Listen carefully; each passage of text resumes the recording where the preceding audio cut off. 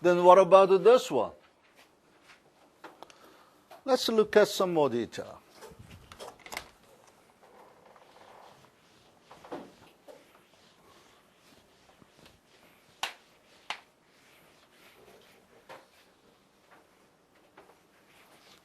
What is the energy?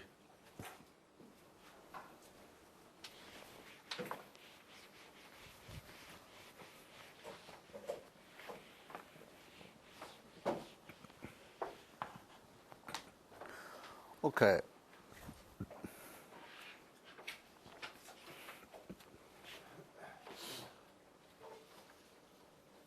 There's a two particle.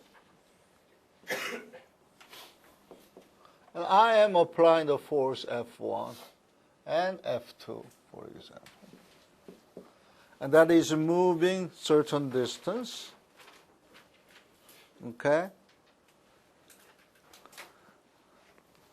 And invite to coordinate.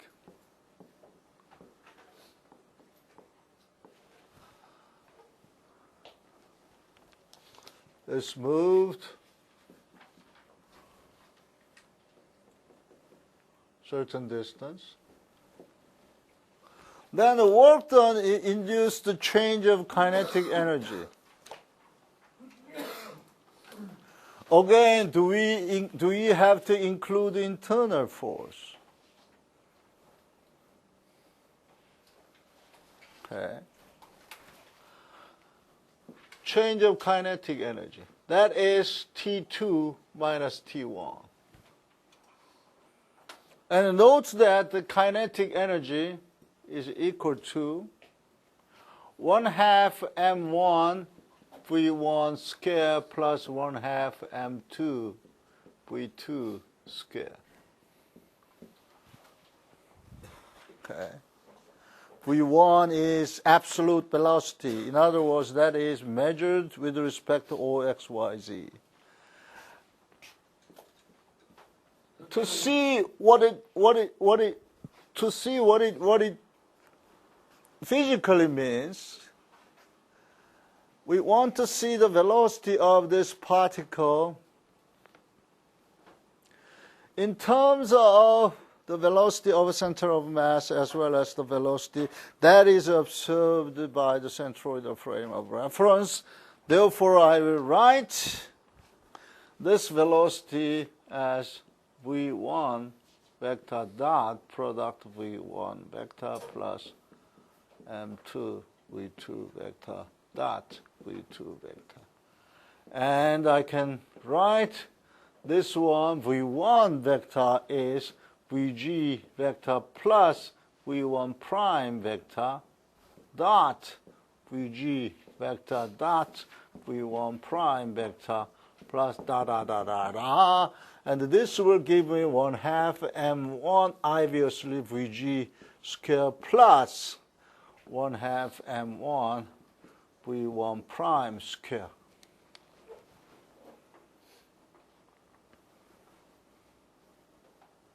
You may argue that what is vg dot v1 prime? What is it?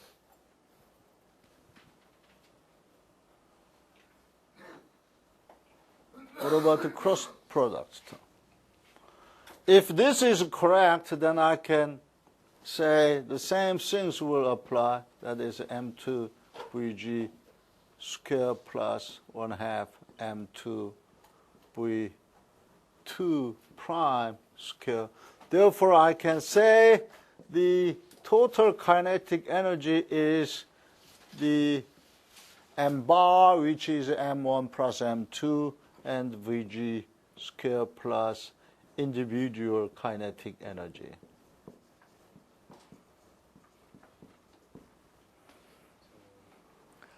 And my question is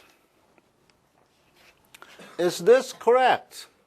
Because there is the term m1/2 m1 vg dot v1 prime, and also there is another term 1/2 m2 vg vector dot vb prime vector.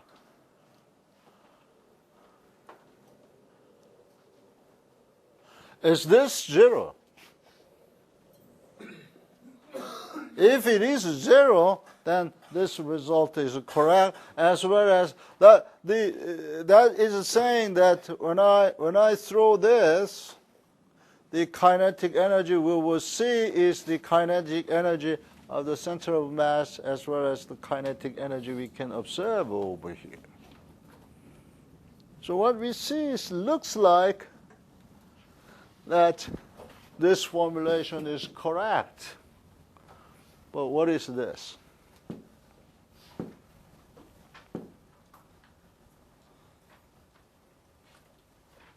Is this 0?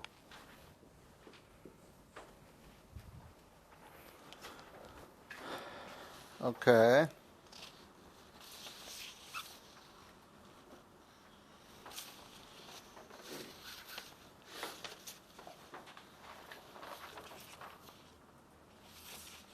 So I gave you 2 questions.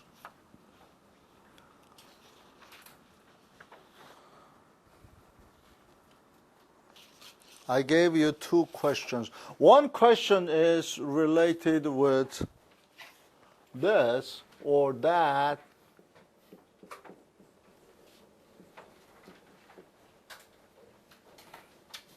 Whether or not we include internal force for this moment. That was my first question, first classroom homework. And second classroom homework is this.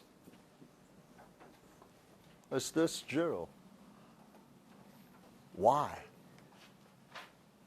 So let me say this is first classroom homework, and that is second classroom homework. So we come up with having 3 different rules that can be applied to the system of particles. Okay? So now let's have a practice to use that principle.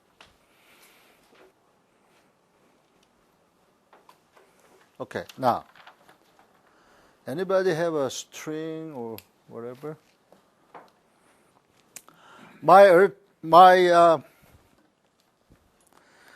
The dynamics I want to know is, you guys work about the pendulum before, right? As a classroom homework.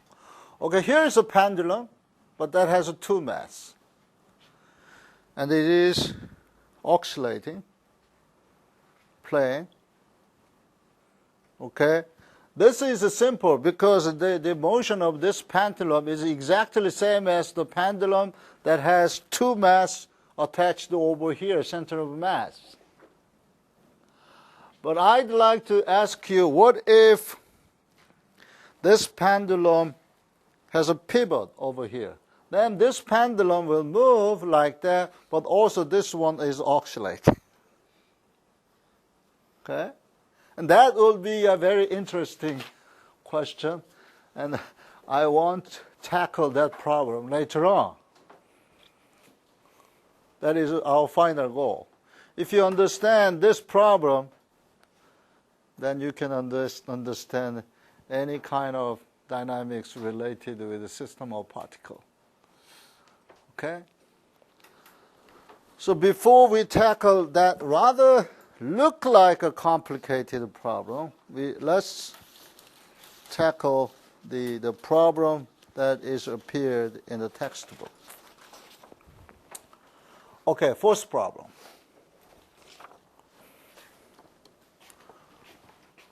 Have a mass m that is moving with this direction, therefore it has momentum, a linear momentum. And after that it was separated by some reason, maybe some bullet hit it. So it is separated by 3 parts in 3-dimensional space. So that is MA, and this is MB, this is MC. Okay. And MA has some momentum MA, sorry, I have to write this is vector 2. And this one also moves that way. That is MC, VC vector, and that moves with MB, VB vector. And we would like to know the VA, VC, VV. First, we would like to know whether this is possible to know VA, VV, VC. Okay, first, which ones you want to select and the reason? Star, sun, and moon.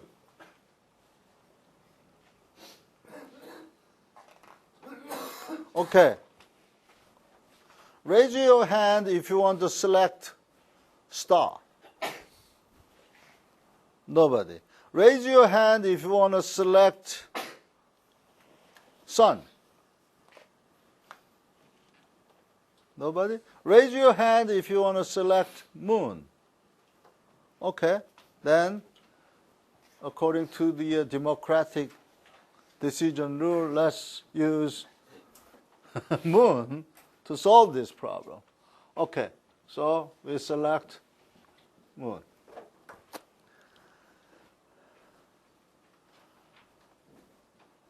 At state 1,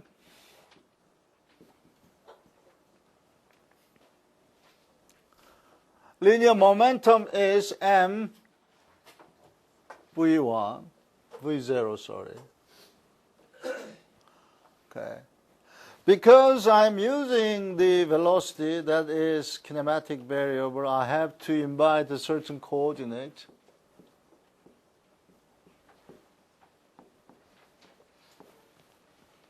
So that is the coordinate. Plus impulse. And that is 0. Because the force is acting on each particle is equal and opposite.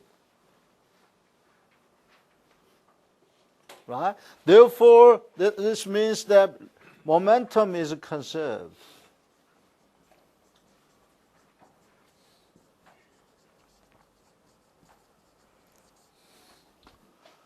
Right? Okay? So that has to be equal to, in vector form, MA, VA, plus MB, VB, plus MC, VC. So how many equations we have? 1. How many unknowns we have? 3. So our conclusion is it's not possible to know MB, MC, MA without knowing any other, without having any other information, right? And obviously we do know, if I know the MB and MC, then it is possible to know, VV and VC, then it is possible to know VA, vice versa. Okay? And the text is very tricky because in the text, VA is given in XYZ coordinate and VV is given, is constrained saying that the VV is only in XZ plane. Therefore, there is no velocity in XZ, no velocity in Y direction. So we do know one velocity in Y direction. Therefore, in coordinate wise, we have 3, we know VA in X direction and VC in X direction. Therefore, we know the VB in X direction, right? Okay. And vice versa. So this is one example. And let's look at another example. And somebody asks, what is then momentum? Principle of impersonal momentum with respect to certain position. It is possible to look at the moment or momentum if there is some advantage, right? So you may say, I want to see the moment of this vector with respect to the coordinate over here. That is 0. And a moment with respect to the same coordinate with that of this and that has to be 0. You can argue that. That could be one trick. You can solve a certain problem easier than just using conservation of linear momentum. Okay?